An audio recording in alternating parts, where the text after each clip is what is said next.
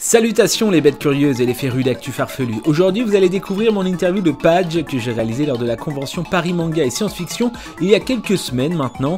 Padge, vous ne connaissez peut-être pas, mais je suis quasiment certain que vous l'avez déjà entendu dans votre vie, puisqu'il s'agit de Pierre-Alain de Garrigues, l'une des voix françaises les plus connues. Personnellement par exemple, il était présent dès mon enfance à travers plein de publicités et de jeux vidéo cultes. Je faisais la radio qui racontait des blagues. Chers auditeurs, chères auditrices, bonjour. Vous écoutez Radio Adibou, la radio des petits loups. Et puis Tikouk, le cuisinier. Tu vois, tu peux choisir une pâte et ce que tu veux y mettre dedans. Mais attention au mélange sucré-salé et au piment. Robitoc, le robot. À l'instant, je resserre mes boulots et me voilà. Et Bosicolum, l'infernal.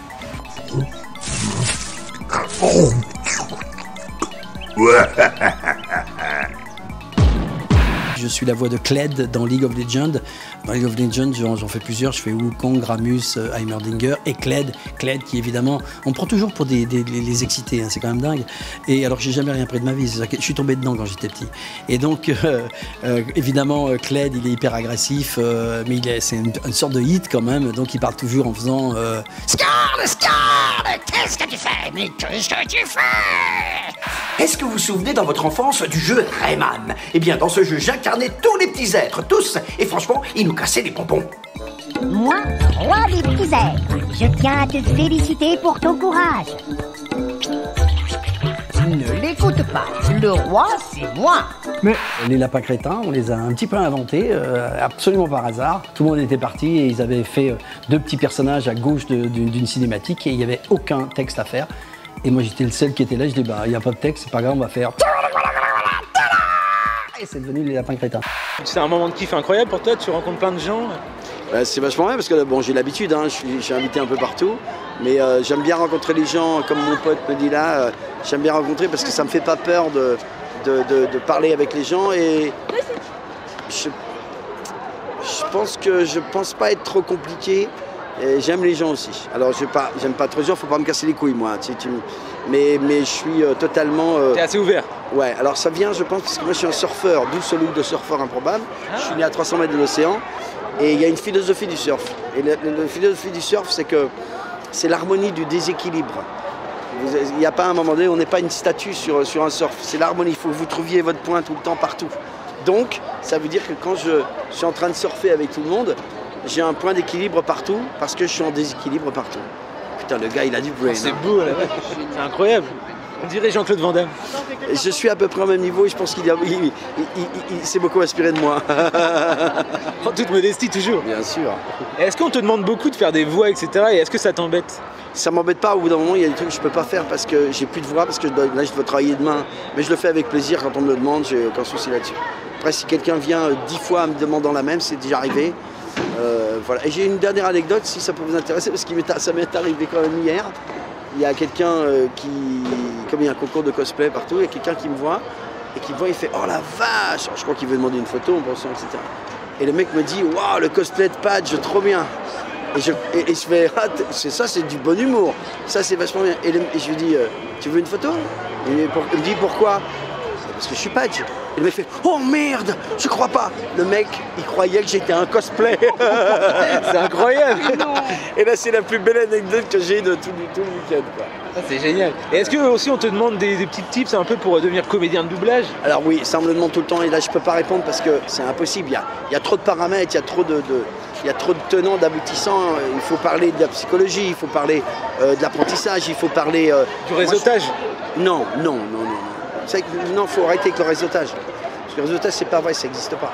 C'est pas que ça n'existe pas.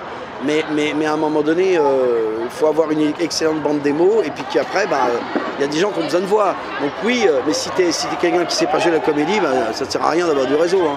Et inversement, tu auras plus de chance si tu as une super bande démo de pouvoir la faire écouter. Ou surtout, ce que je dis, la problématique des comédiens, c'est qu'ils attendent. Moi, je suis un producteur et un créateur et un initiateur. Parce que je ne viens pas de la comédie. Moi, c'est inné chez moi et j'étais un musicien, moi. Donc le truc, c'est que je dis, soyez créatifs. Il faut qu'il y ait des gens qui vous rencontrent en disant « Ah putain, mais tu fais ça aussi, tu fais ça aussi. » Et peut-être que quelque part, il y aura une connexion qui se fera. Et si vous voulez être comédien et que vous faites qu'attendre qu'on vous appelle en disant il faut des réseaux, c'est mort. Faut pas attendre, faut faire, c'est ça. Faut faire. En plus, aujourd'hui, on a tous les outils pour faire. Exactement. Et je dis que, et un comédien, alors ça c'est mon côté un peu, faut pas me casser les couilles avec les comédiens. Non, mais ce que je veux dire, c'est que les comédiens, la psychologie du comédien, je ne l'attaque pas, je suis un comédien. Mais à 90%, c'est j'attends. Et alors que maintenant, comme tu dis, si tu constitues des équipes autour de toi pour faire des web-séries, pour faire des conneries, des petites capsules, montrer ce que tu fais, t'inventes, t'es pas scénariste, tu trouves des scénaristes, t'es pas caméraman, tu trouves un caméraman, tu peux tout trouver parce qu'il y a du monde partout. Et tu fais des choses, puis à un moment donné, il y a une connexion avec ça, quoi. Doux et aussi frais et aussi fort et aussi blanc et aussi coloré. Ben & Jerry's, Peace, Love and Cookie Dough. Ou ça.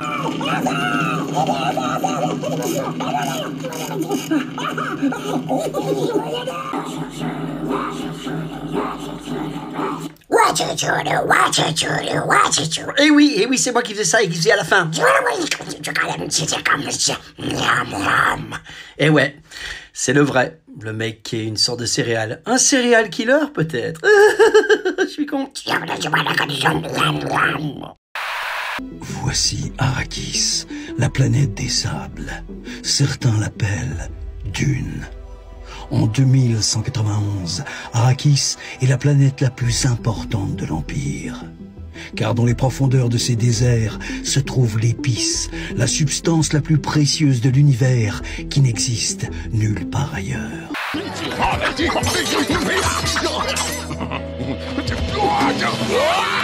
Oh, bienvenue. Allez, viens donc te réchauffer au coin du feu. Tous ceux qui n'ont pas de travail, qui disent qu'il n'y a pas de travail.